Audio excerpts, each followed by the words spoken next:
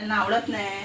मग असं करायचं, हे आपलं जरासं तेल घालायचं थोडंसं, आणि राई मोहरी आणि जिरं घालायचं. मोहरी जिरं कढीपत्ता हे घालायचं. पण कढीपत्ता पण त्यांना आवडत नाही, कढीपत्ता पण ते खात नाही, त्यामुळे कढीपत्ता नाही घालायचा. फक्त मोहरी जराशी जिरं जरासं घालायचं, थोडंसं हिंग घालायचं, कारण त्यांना नडणार नाही ना. हिंगाने कसं सुगंध छान येतो, त्यामुळे हिंग घालायचं. थोडंसं हिंग घातलं. आता तर जरा तडतडून द्यायचं.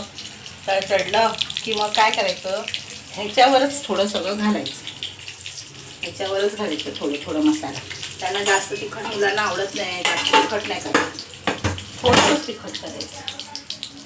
झालं. काय करणार, कसं आता मुलांचं कसं असतं, आवडीनिवडी असतात, त्यांना आवडतं नाही आवडत, त्यामुळे थोडंसं मिरची पावडर लाल काश्मीरी थोडीशी घालायची कलरसाठी, फक्त कलरसाठी, तिखट नाही करायचं. तर हे तडतडलं ना की हे घालायचं आणि थोडं फ्राय करायचं, थोडं वरून मीठ घालायचं, म्हणजे मुलांना आवडतं. आता हे आपण असं तडतडलं की घालायचं. घातलं की मग जरा हलवायचं, थोडं मीठ घालायचं. मीठ पण त्यांना चांगलं लागायला पाहिजे, म्हणजे हे मुलं आता आवडीने खात. सगळं संपवतं, सगळं आवडेल त्यांना. बघा पूर्ण इडली संपवून टाक. हे असे तुकडे केलेले इडली त्यांना आवडेल छानपैकी, मुलं खातील आवडून. आता कलर पण छान दिसतो बघा, कलर किती छान दिसतो, मस्त वाटतो ना कलर. आणि मुलांना पण आवडेल. जरा मीठ घातले की चव लागते, मस्त लागतं आणि त्या फुलतात.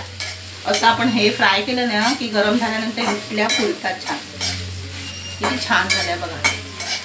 इडल्या म्हणा, ढोकळा म्हणा, रात्रीचं उरलं की आपण मुलांना मग तसंच देतो. शिळं नाही द्यायचं, त्यांना नडतं ना. इडली आता चटणी होती रात्रीची, ती पण मी फोडणीला घातली, म्हणजे मुलांना आवडतं.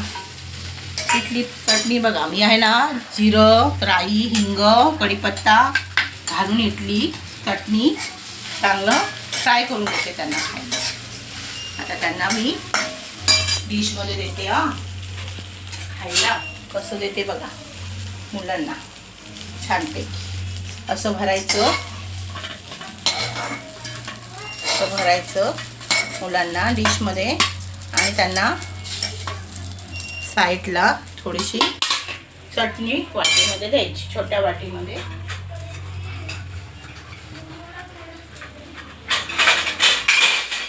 मुलांना छोट्या वाटीमध्ये त्यांना आवडेल असं